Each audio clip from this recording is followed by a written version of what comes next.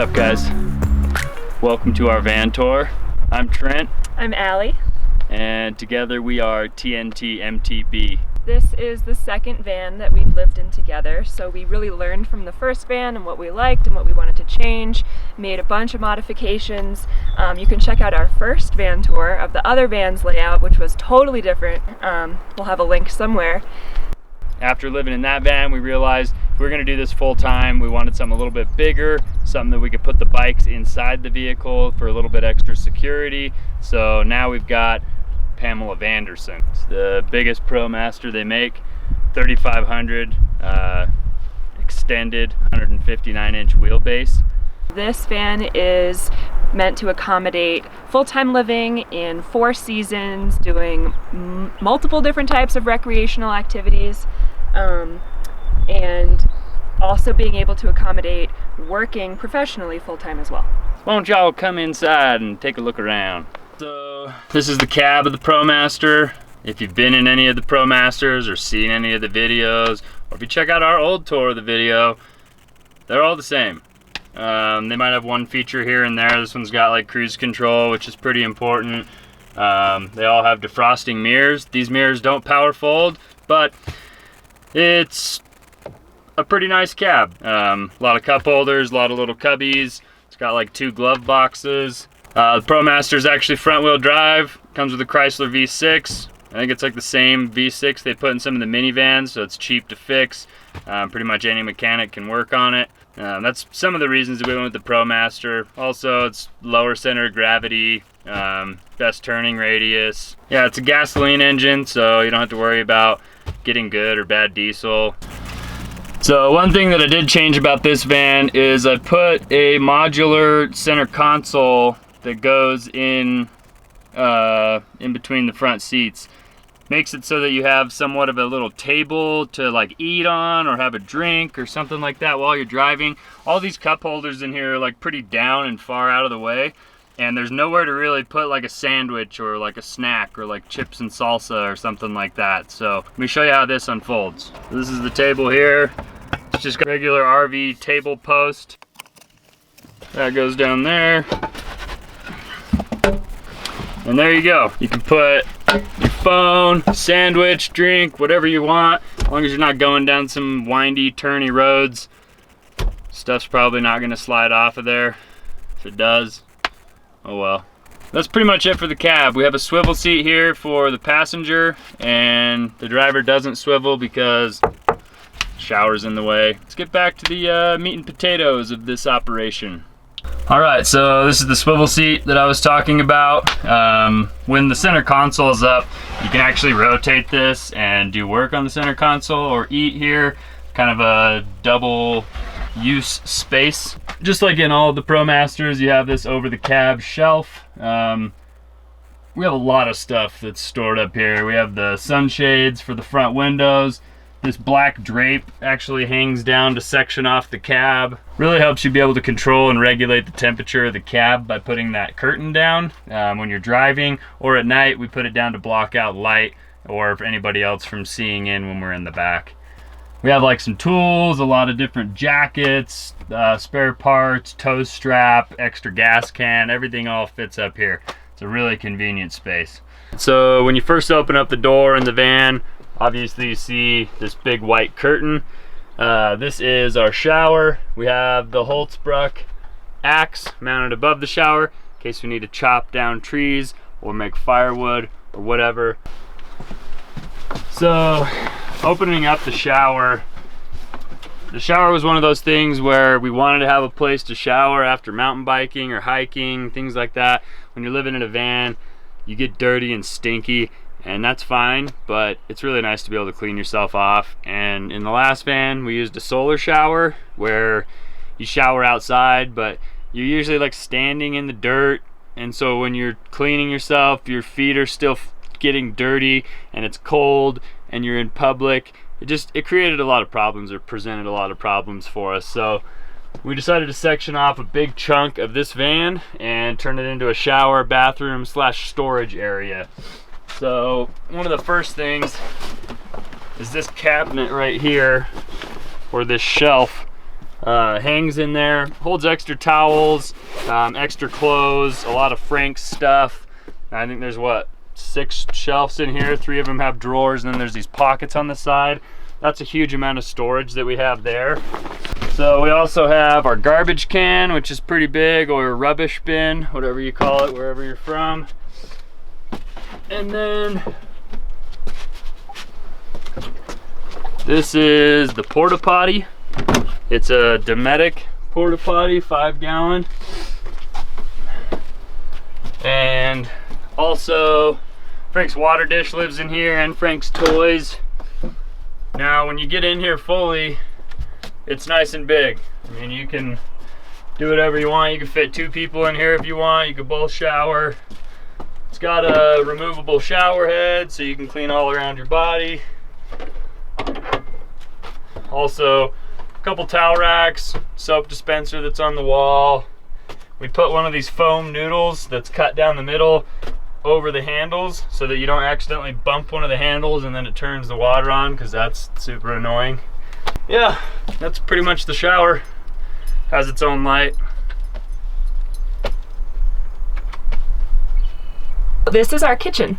It's nice and compact, but it does literally everything we could have ever asked for. It's completely different than the last kitchen in the last van that we had. We decided to put it in front of the slider door instead of where most vans traditionally have their kitchen, is behind the driver's seat. We just thought this was a much more efficient use of our space and allows us to have a toilet and a shower and just like a lot more stuff over there. The kitchen here has a countertop made out of, it was a big butcher block of untreated maple that we got from Home Depot. Trent made all the cuts himself, and we epoxied the top so it's a nice gloss finish. It's very durable and tough, which is exactly what we needed for all the torture we put our kitchen through. We love to cook. We needed something very resilient.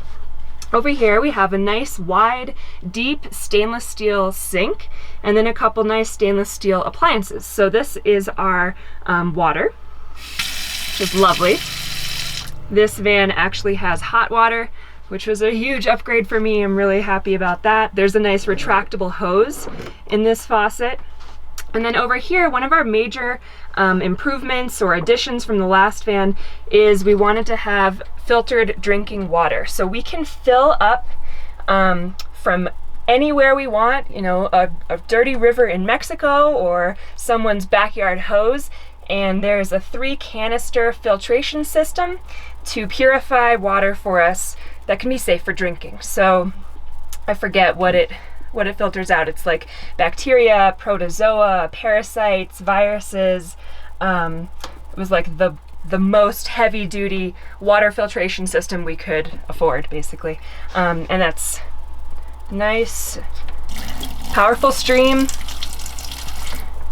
and has been extremely useful so far. We also decided to install a little handheld soap dispenser right there. So we use Dr. Bronner's biodegradable, eco-friendly soap, but it's nice to just have that all right in the same spot and not have to always be reaching under the sink or looking for the soap somewhere else. So those are our nice, clean, useful kitchen area appliances. Okay, so moving down across the kitchen countertop, this is a nice, useful cutting board space, meal prep, food prep area.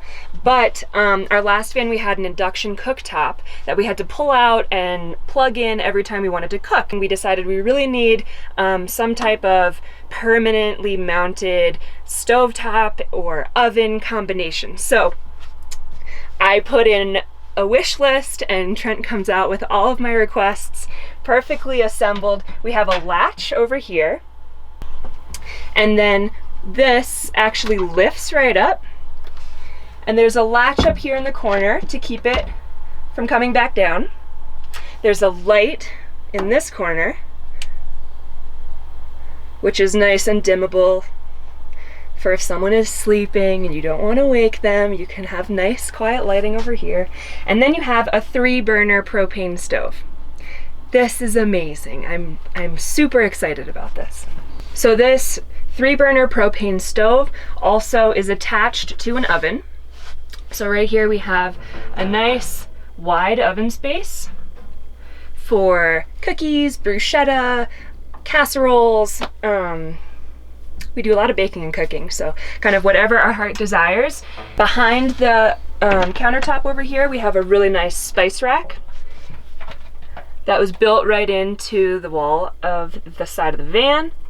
That has been really nice, actually, just to be able to see the spices all the time and know exactly what you need instead of having to dig through a spice rack.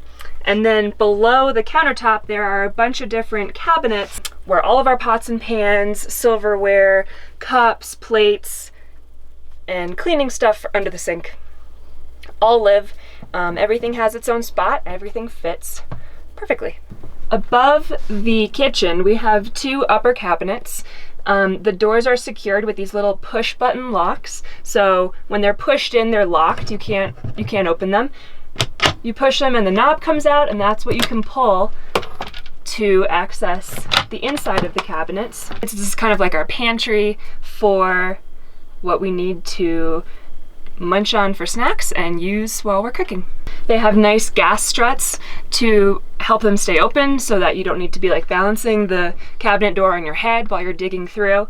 And then they just easily close and stay locked with the push of a button. So our storage under the sink is pretty plentiful. This first drawer is all of our cleaning supplies. We have all of our dishes and cups and mugs.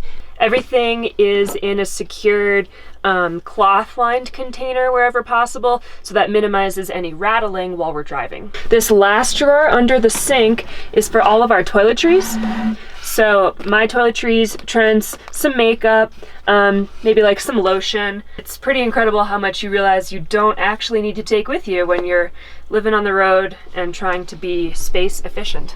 So all of our toiletries, everything that we could ever possibly need, fits in that small drawer. We have one big drawer under the stove and oven combo that holds all of our pots and pans. So here we have cutting boards, mixing bowls, a couple different pots and pans, colander for making pasta, our coffee grinder, baking trays. And it's funny, we don't even use all of these. We thought we needed one of each size. We tried to pare down. We still only use like 2 of these. On the other side of the kitchen is the refrigerator. We have a lot of space, a nice drawer that pulls out to put fresh produce in. And then the biggest upgrade for this fridge is that there's its own designated freezer space. We like to make a lot of smoothies. We also like to eat a lot of ice cream. So that was important. And the freezer works quite well without using a ton of energy. Above the fridge is kind of a hidden drawer. So this actually pulls out and holds all of our silverware, knives, kind of like tablespoon, lighters, spatula, scissors, measuring cups, and it just slides right back in. Pretty invisible. So when we designed this van, we knew that we wanted a stationary bed. And the last van, we had like a modular bed that turned into like a little booth where you could work and eat. We didn't want to give up the space where you eat and where you work, but we didn't want to have to, change the bed around every time we wanted to go to bed or every day when we wake up. So we made a stationary platform bed. Frank's enjoying it right now. But we also made this little booth area where we could sit facing each other, which we found to be very important, where you can make a lot of eye-to-eye contact while you're eating. And then we designed this table here. It's on 500-pound drawer slide hinges, or drawer slides, 500-pound drawer slides. There's no way that these things would hold 500 pounds, but that's what it said they were going to hold. So we know it's really sturdy and secure. You can sit 3 people here comfortably and eat. We can work. There's plenty of outlets around here to plug our laptops in. It worked out really well. Now when we set up these 2 booths, or these 2 benches that create the booth, we wanted to have a lot of storage. We have a lot of different things that need to go in different places.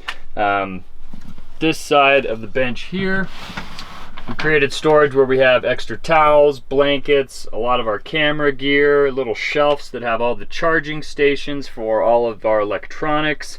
Also has our WeBoost mobile cell booster, and pretty much anything else that just randomly needs to be shoved somewhere goes into this side of the bench. This side of the bench is kind of like a utility cabinet. As you can see down here, this black grate is actually our furnace. It's a propane powered furnace, runs off the same propane tank that the oven and the stove run off of. So since that was going to take up so much space underneath this cabinet, this is also the cabinet that we put the instant propane water heater in. So this is kind of like your utility closet. We do shove extra shoes, things like that, that doesn't matter if they get a little bit warm in this cabinet, but this cabinet is just kind of an open dry space for the utilities, mainly being the furnace and the water heater. One thing we learned from our last van after spending so much time in it, a lot of people overlook the fact that you need a space for your dirty clothes to go, your dirty laundry. And especially when you're out mountain biking and things are getting sweaty and dirty and gross, the last thing you want is to put your dirty clothes by your clean clothes or in your living space or around where you're cooking or eating. So we actually made a designated laundry chute. And we have a Patagonia black hole duffel, which is like an almost waterproof duffel bag. We put all the dirty clothes in there. It's locked away in what's basically our garage, but it's also in that waterproof bag so that nothing gets gross from our dirty clothes. Underneath the table, we've got a storage cabinet. You can probably hear the fan from our charge controller going crazy right now because we're pumping out a lot of solar energy. This is where we keep the blend tech, it's where we keep the coffee maker, random odds and ends. In the very back of here, there's a false panel in the back. That's where all of our fuses, our breakers, the charge controller, pretty much everything that's electrical other than the inverter and the batteries is behind that panel. Now this plywood right here, underneath here is two 350 amp hour VMAX tanks deep cycle batteries. That means we have 700 amp hours of battery power, which means we'll pretty much never run out unless we are crazy and use like multiple space heaters for hours on end or something like that. It's major overkill for what we need, but if you've ever had a van or a battery bank that runs out of electricity when you need it, you know that overkill is almost a necessity in situations like this. Just to the right of that cabinet over here, pretty much in between the two batteries and the furnace, is where our inverter is located. It's an Ames Power 2000 watt inverter charger, and that thing is money. If you're looking for an inverter, that's the inverter to get. In the description below, we'll put links to pretty much everything. So if you just scroll down, you'll see a link to pick up pretty much every product in this van. I would say 90% of everything in here except for wood came off of Amazon. So we'll put links to everything so you guys can check them out and see if you want to pick some stuff up. Okay, so down here below the driver's side bench, we also have a propane detector. That's really important since the furnace and the hot water and the oven and stovetop are all run on propane. We want to make sure we're not at risk of blowing ourselves up. And then over here we have a carbon monoxide detector as well. Also just really important if you're going to be living in a van or any contained space to have some safety precautions set up. We have a nice little wall clock. It's those tiny cute decorative touches that make the space feel livable and like a home. Over here we have a paper towel dispenser, which is a ratcheting paper towel dispenser, so the towels don't unravel while we're driving. That's really nice and handy for right next to the cooking area. Above that, there's this little shelf of 4 different airtight containers. These have been awesome, actually, to just store spices or coffee. We drink a lot of coffee, flour, sugar, stuff that we use frequently that we just want to have quick access to for cooking. Above the driver's side bench, we have this nice little alcove of storage, which is cute, but also very functional. We realized in our last van, especially if we're gonna be mountain biking or going outside, playing hard, we need to be able to air out our clothes because they get kind of stinky, but we want to reuse them, which is gross, but realistic. So we installed a bunch of hooks this time. So there are 4 hooks up here that are nice for airing out clothes or just hanging kind of whatever needs to be hung up. It's just nice, a nice way to add some more storage in a small space. And then over here again, there are some more hooks and a little shelf that we can put phones in and stuff at night while they're charging close to the bed. That's basically our nightstand. Over here we also have our thermostat. So this is a huge upgrade. We have a propane run furnace, and then we have this thermostat that keeps it temperature controlled. So we have it set right now to kick on if it ever dips below 55 degrees Fahrenheit, which helps if we're camping in the mountains or we're out somewhere where it's warm during the day and cold at night. We know that we're gonna be nice and cozy sleeping. It's also really nice in the wintertime if we wanna go snowboarding or skiing, we can be sleeping in the snow and still be just as warm and comfortable. We decided to go with a 5-inch memory foam mattress. We're both pretty tall. I'm 5'7", Trent is like 6'1", and we have full clearance. We can spread out, our toes don't touch. We have all of our clothing storage. So kind of his and hers style cabinets. This is Trent's side. This is my side. We have a couple little baskets to hold like socks and underwear and small clothes. And then everything else is just supposedly neatly folded and tucked away. It gets a little crowded in here, but honestly, this is pretty much all the storage space we need.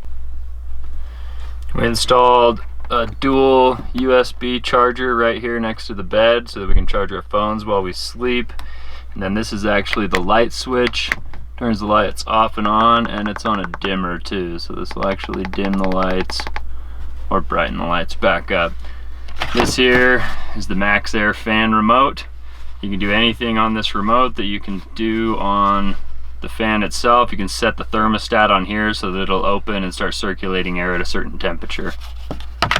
We learned from traveling in the heat of the summer in our last van that windows and air circulation were really important if you were going to live in a van full time. Back here, these 2 back windows were part of the van when we bought it. They don't open, but we did install this motion windows sliding window at the head of our bed. And this has been really clutch for when you're hot at night and you need a little bit of air circulation. You just slide this window open or closed, and then having the remote control for the fan right next to our head makes it easy to open up the fan and circulate that air. It creates an amazing wind tunnel that really cools down the van very quickly. Trent also installed a window on the slider door. It's a CR Lawrence, and the bottom panel on one side of it opens, so while we're cooking, there's a little bit of extra air circulation there. When you have all the windows open, the head of the bed, the slider door, and the fan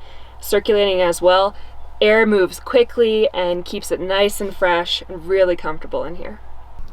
Alright, so located above the fridge and above the silverware drawer is our hanging wardrobe.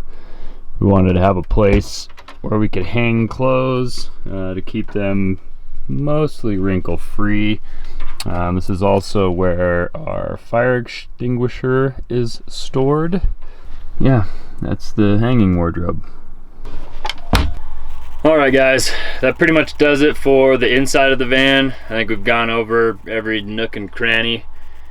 If there's any questions, let us know, but I think we've covered everything except for the garage. So let's jump around to the back of the van. I'll show you where the bikes go, all of our dirty storage, things like that.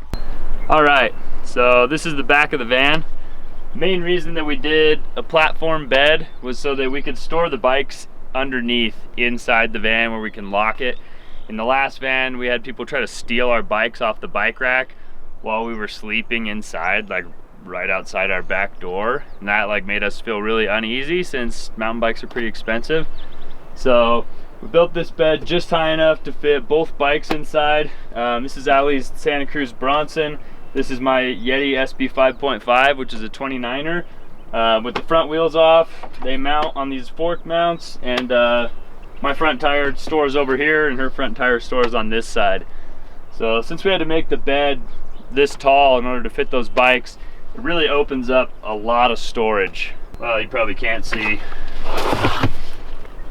This lower compartment only goes in here maybe 1.5 feet, and the upper compartment goes all the way in. So this is a spare picnic table or workbench or whatever it needs to be that we carry around. Normally we'll have some camp chairs, and then just extra storage space for larger items is kind of located here. But from here to that back wall, underneath there is the 33-gallon freshwater tank.